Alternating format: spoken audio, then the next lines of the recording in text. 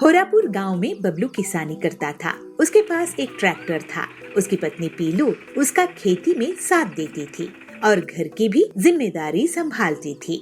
दोनों पति पत्नी शिवजी के बहुत बड़े भक्त थे और जितना उनसे होता था वो गरीबों की मदद करते थे। बबलू अपने खेत में ट्रैक्टर चलाकर अनाज बोता था और उसे बेचकर धन कमाता था। तो पीलू कहती है, सुनिए जी, इस बार फसल बेचकर जो पैसे आएंगे उससे हम लोग शिव जी के लिए दूध अभिषेक करवाएंगे और गरीबों को खाना खिलाएंगे। इसी बहाने शिव जी और उनके भक्तों की सेवा भी हो जाएगी। तो बबलू कहता है, अच्छी बात है पीलू, वैसे भी हम लोग ज्यादा पैसे कमाने के लालच नहीं रखते हैं। शिव जी की दया से ही हमारा संसार है। ऐसे ही दोनों पति पत्नी बहुत श्रद्धा से शिव जी का सेवा करते थे। कालू कौवा उनसे बहुत जलता था, जबकि उसके पास ज्यादा बड़ी जमीन थी और दो ट्रैक्टर थे। इन दोनों की हर बार अच्छी फसल कैसे आ जाती है, समझ नहीं आता। कहीं ये लोग मुझसे आगे नहीं निकल जाए, इनके ट्रैक्टर को ही जला देता हूँ। ये सोचकर कालू उस रात को बबलू के सो जाने के बाद उसके घर में जाता है और उसके ट्रैक्टर को आग लगा देता है और वहाँ से भाग जाता है। अगली सुबह बबलू पीलू के साथ घर के बाहर आता है तो अपने ट्रैक्टर की ऐसी हालात देखकर रोने लगता है। हे भगवान, ये क्या हो गया?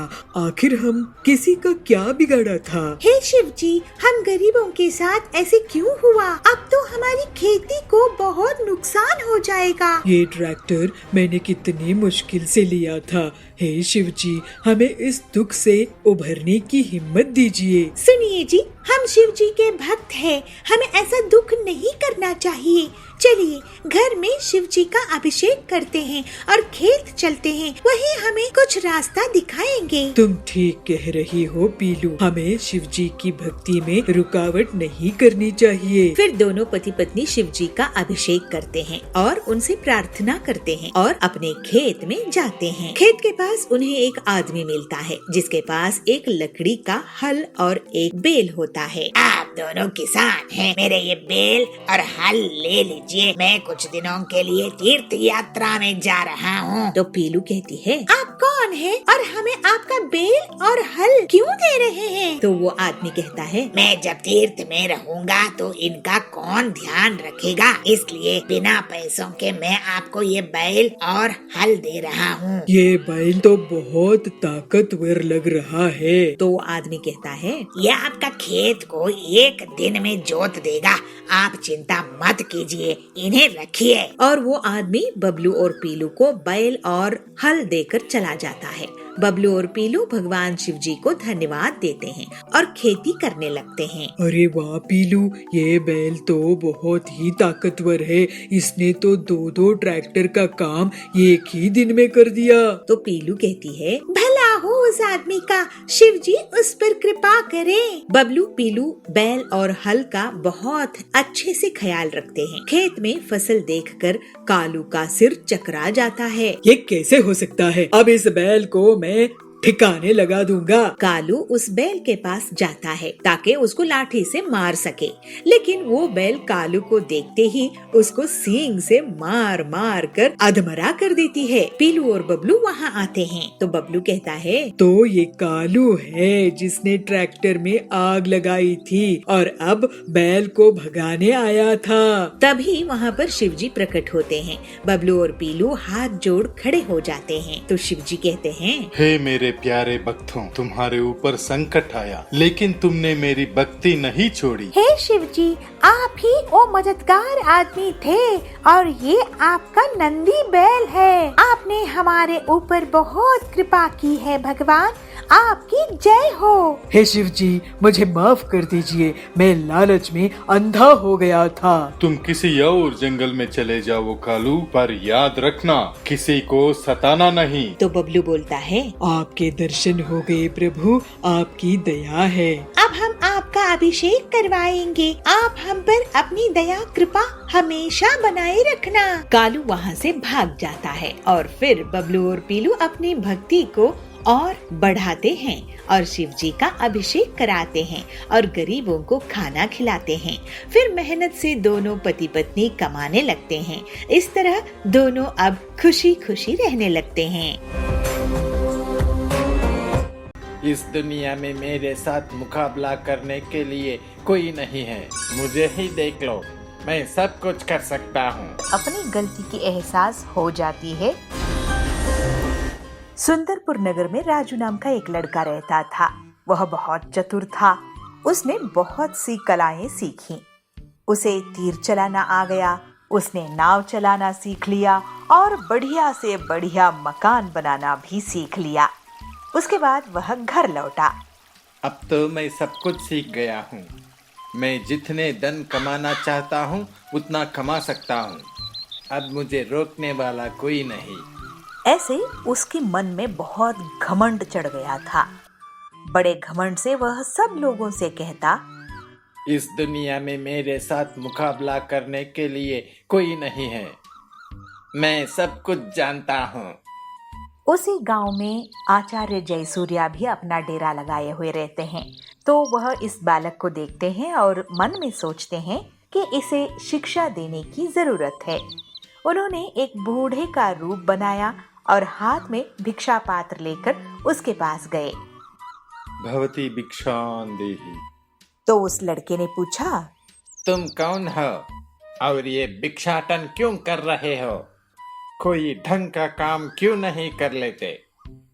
मुझे ही देख लो, मैं सब कुछ कर सकता हूँ। तो आचार्य ने कहा, मैं अपने मन को वश में रखने वाला एक आदमी हूँ। उनकी बात लड़के को कुछ समझ में नहीं आई।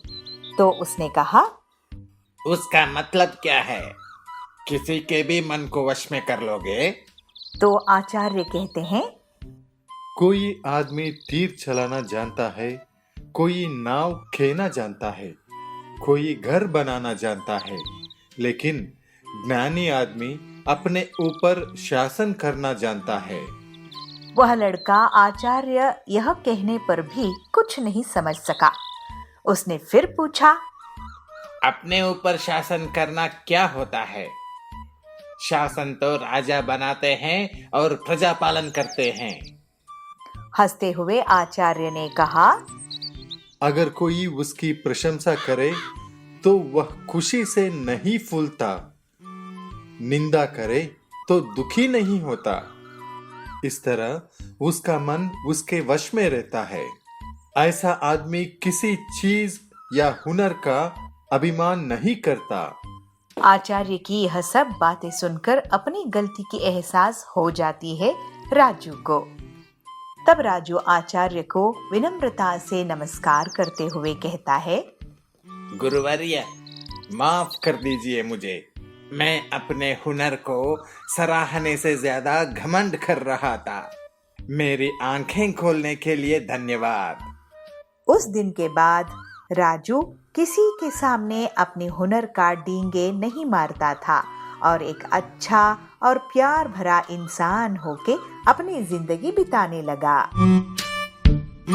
बिहारपुर के जंगल में कड़क सेठ रहता था। उसके पास बहुत बड़ी बड़ी जमीन थी। कड़क का एक बेटा था कालू। कालू दिन भर मोटरसाइकिल चलाता था और यहाँ वहाँ पैसे लुटा रहा था। कड़क सेठ कालू की इन हरकतों से बहुत नाराज हो जाता है और एक दिन उसे अपने पास बुलाता है। कालू, तुझे क्या लगता है ये इतनी बड़ी जमीन जायदाद मैंने ऐसे ही खड़ी कर दी है? इसमें मैंने खून पसीना बहाया है, दिन रात मेहनत करके यहाँ तक पहुँचा हूँ और एक तू है जो सब कुछ बर्बाद करने में तुला हुआ है। दिन भर कोई काम धाम नहीं करता, बस आवारागर्दी करता रहता है। तेरा पढ़ाई में भी मन नहीं लगता है। इतना भरी हुई फीस बेकार गई। तू एक छोटी सी नौकरी के लायक भी नहीं है। लेकिन पिताजी, हमारे पास सब कुछ तो है। मुझे मेहनत करने की क्या जरूरत? हाँ, जब समय आएगा तो मैं सब संभाल लूंगा। रहूंगा। किसने कहा कि तुझे ये जमीन जायदाद मिलेगी? तू किसी लायक ही नहीं है। मैं तेरे नाम कुछ भी नहीं करूँगा। पहले एक काम तो करके दिखा, तब तो मैं मानूं कि तू किसी काबिल है।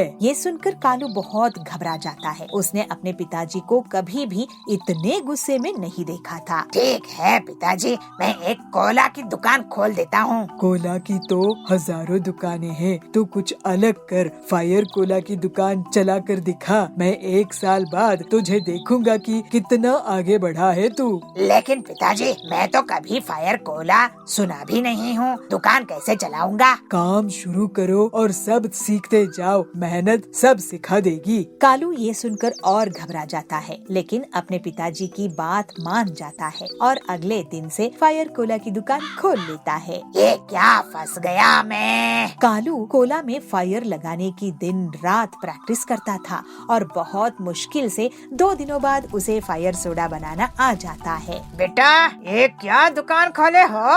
हरिया काका, फायर सोडा है ये, एक बार पी के तो देखो। ठीक है, तुम बच्चे भी क्या क्या काम करते रहते हो। मुझे एक फायर कोला देना तो। जी अभी लो। कालू ऐसे तैसे करके एक फायर कोला बनाकर हरिया को दे देता है। तो हरिया कहता है, वाह कालू बेटा, तुमने तो बहुत ही टेस्टी फायर कोला बनाया है। मैं और लोगों के साथ फायर कोला पीने फिर आऊंगा। अरे कहीं ये मुझे पिटवाने के लिए और लोगों को तो नहीं लेकर आने वाला है। दादी ने मुझे कहाँ फंसा दिए। फायर कोला के काम में सादा कोला भी बेच सकता था ना। मैंने तो जैसे तैसे फायर कोला बनाकर दे दिया था। कालू, जो मुझे तुमने फायर कोला दिए थे ना, वो मेरे इन पोते पोतियों को भी दो।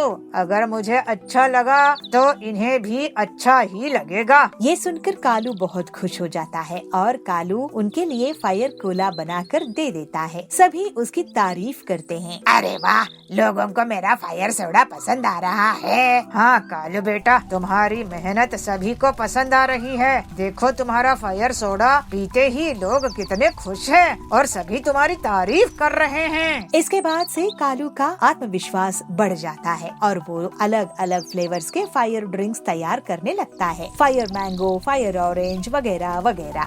ऐसे अचानक से उसकी दुकान में बहुत भीड़ लगने लगती है। कालू अब दिन रात मेहनत करता था। मुझे एक फायर मैंगो देना। मुझे फायर कोला और ऑरेंज मिक्स करके देना।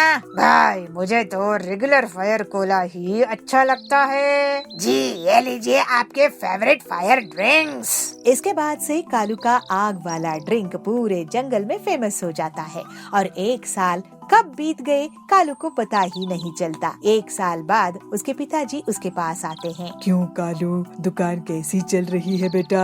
पिताजी, 1 साल कैसे बीत गए पता ही नहीं चला। आपका कहना बिल्कुल सही है। सादा कोला तो कोई भी बेच लेता है, लेकिन फायर कोला बेचना बहुत मुश्किल था, क्योंकि उसे बनाना ही मुश्किल है। आपने मुझे मेहनत की कीमत सिखाई है पिताजी। मैं अब जमीन जायदाद की असली कीमत समझा हूँ कि कितनी मेहनत से सब कमाया जाता है। मेहनत की कमाई से बढ़कर कुछ नहीं होता है बेटा। तू पूरी मेहनत कर और अपना और अपने घर का नाम आगे बढ़ा। और फिर कालू अपनी मेहनत से और तरक्की करता है और अपने घर परिवार का बहुत जिम्मेदारी से ख्याल रखता है।